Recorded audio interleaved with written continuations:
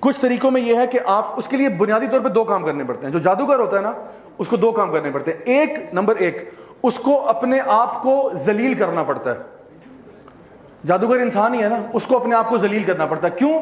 کیونکہ اللہ نے فرمایا تھا کہ لقد کرمنا بنی آدم, ہم نے بنی آدم کا اکرام کیا. اب شیطان چاہتا ہے کہ بنی آدم اپنے آپ کو ذلیل کرے, کیونکہ ابلیس نے کیا کہا تھا, انا خیر منہ, میں سے بہتر ہوں, تو تم اب ذلیل کرو اپنے آپ کو. تو ابلیس شیطان آپ کو ذلیل کروائے گا.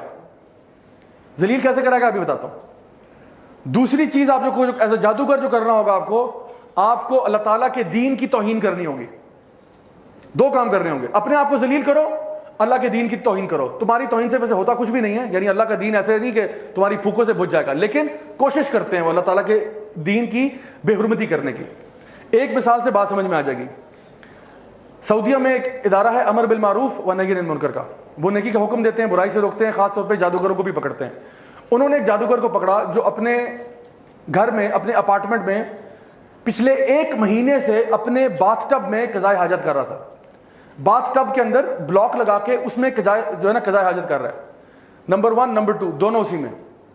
اور جب وہ پکڑا گیا تو وہ 1 مہینے کے بعد جو کچھ گند اکٹھا ہوا تھا اس میں برہنہ حالت میں, ننگی حالت میں لیٹا ہوا تھا اور قرآن کی آیات کی تلاوت کر رہا تھا. اس ایک عمل سے دو کام ہو رہے ہیں. اپنے آپ کو وہ ذلیل کر رہا ہے فلتھ میں ڈال کے. انسان ہے نا, نجاست میں لیٹا ہوا ہے. لقد کرمنا بنی آدم لقد خلقنا الانسان فی احسن تقویم ثم رددناہ اسفل سافلین. اور دوسرا کیا کر رہا ہے, اللہ تعالیٰ کی دین کی بے حرمتی کرنے کی کوشش کر رہا ہے. قرآن پڑھنے کے لیے ہمیں کہا ورتل القرآن ترتیلا, آرام آرام سے ٹھہر کے پڑھو. قرآن پڑھنے کے آداب ہیں, ایٹیکیٹس ہیں, مینرز ہیں, ان سارے مینرز کی دھجیاں اڑا چکا ہے. یہ لوگ قرآن کے ورقے معاذ اللہ اپنے جوتوں میں لے کے پھرتے ہیں. یہ ایک خاص قسم کا جادو ہے. یہ بچوں کے ساتھ زیادتی کرتے ہیں, جنسی زیادتی کرتے ہیں. یہ بھی ایک خاص قسم کے جادو کا طریقہ ہے. یہ غیر اللہ کے نام پہ ذبیحے کرتے ہیں جانوروں کو, اور یہ خاص طور پہ اس قسم کے ذبیحے کر کے, یعنی ہو سکتا ہے آپ کے سامنے وہ کہے کہ بسم اللہ اللہ اکبر, اور یہ جو بیچ میں سے نام لیا اب یہ اللہ کے علاوہ کسی کا نام لے گیا, اللہ کے ساتھ کسی کو شریک کر دیا اس نے. اب یہ حرام چیز خود بھی کھائے گا, آپ کو بھی کھلائے گا. یہ مختلف قسم, یہ قرآن کے پیجز کو اللہ معاف کرے ٹوائلٹ پیپر کی طرح استعمال کرتے ہیں.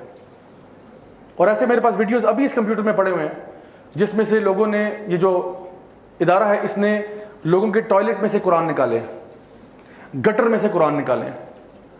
فلتھیسٹ لوگ ہوتے ہیں یہ, فلتھیسٹ. اسی لیے شرک کے بعد دوسرے نمبر پہ کبیرہ گناہ میں جادو کو ڈالا ہے. کیونکہ جو جادوگر ہے نا, دیکھیں ایک بندہ چور ہے, ایک بندہ گناہگار ہے کسی قسم کا, وہ کہہ سکتا ہے جی سوری مجھ سے غلطی سے ہو گیا. لیکن جادوگر کبھی نہیں کہہ سکتا مجھ سے غلطی سے ہوا ہے, اس کو بہت اچھی طرح پتا ہے اس نے کیا کیا. یہ لوگ کسی یعنی حرام ریلیشن شپ کے بعد, ہم جنس پرستی کرنے کے بعد, اس گندی غلاظت کی حالت میں بغیر غسل وضو کیے پہلی صف میں جا کے نماز پڑھنا شروع کر دیں گے.